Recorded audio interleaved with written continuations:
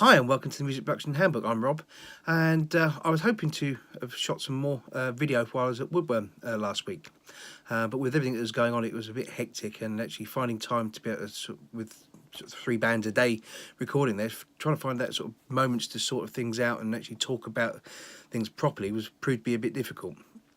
However, what I did do was manage to capture some video footage of the actual setup of the drums and a little walk round of how we had things set up in the live room. It was done sort of, say, more of live takes and performance based with the performance students, and it proved to be a very productive 2 days. Tiring, definitely tiring, and a few things that I'll share soon as well, some sort of tips as well, but certainly as performers or as you as producers and engineers would need to maybe impress upon your bands that you're working with, as it can make a massive difference between what could be a good recording and a great one. Anyway, let's cut to the video and I'll talk you through the drum setup. So here we are in the live room, looking at the drum kit.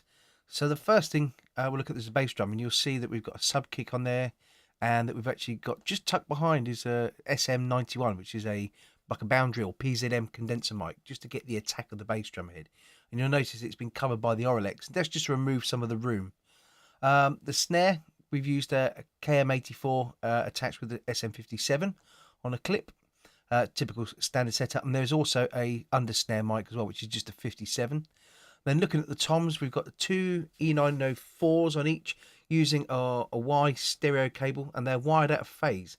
And the reason for that is so that they can actually be used to eliminate the noise, and also you sum them together so they're actually part of the one recording. So if you don't have enough channels, you can actually then do it through the electronics instead of actually doing it via a console. The hi-hat microphone, we used an Audio Technica, I forget what the model is now actually, pencil mic essentially. Great rejection. We had it pointed away from the snare, and so you just got the actual sort of stick attack. And then the overheads, we used another pair of we used AKG C451s. That's right, as the overheads, and they were then used in the ORTF and just sort of spread. And then the center line we took was actually going straight across from the kick and the snare, as opposed to being the traditional looking directly at the bass drum. We've actually took it on the angle and then altered the position and just twisted them slightly so that so it wasn't actually a full-on assault with the cymbals. We didn't have any room mics. That was done through the reverb. We actually applied that in the post-production, so to speak. And then the bass, we recorded that with a DI, and then we took another signal as well, and that fed the bass amp, and we captured the amp sound using a D112, and it was a 15-inch speaker there. With regards to the guitars, we actually used a Kemper, so we cheated a little bit, just so that the band could play and perform live together. And that made a great difference, actually. The amp sounds on it are phenomenal. It's the first time I've used one, and Mike absolutely loves it, in terms of it's a really good tool, and especially when you're working in productions, I can see exactly how it can benefit people and the workflow. And again, the amp tones and sounds, the guitarists didn't once complain about the sounds at all. They actually really enjoyed it, which made life easier for performing, so to speak, because they had good sounds and everyone was playing together in the room.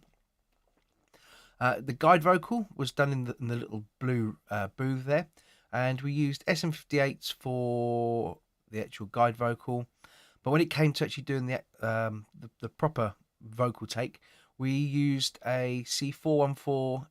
I think it might be an EB, but certainly it's a brass capture one. It was a different tone to your sort of standard BULS one. And the more modern one is not as bright, and actually it had a great tone to it. And then all the musicians in the live room had the hearback system, which they were able to then create their own mixes, which is one of the things which is brilliant about one of the bigger studios when they've got that kind of system.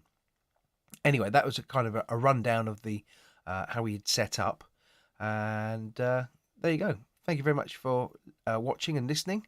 I'm sorry that I didn't get as much information as I'd hoped, but I'll bring the files in, and so you can hear what was recorded, and have a look at maybe mixing a couple and how to maybe approach it. Anyway, thank you for watching. Please subscribe and share on Facebook and everything, and I'll see you soon. Cheers.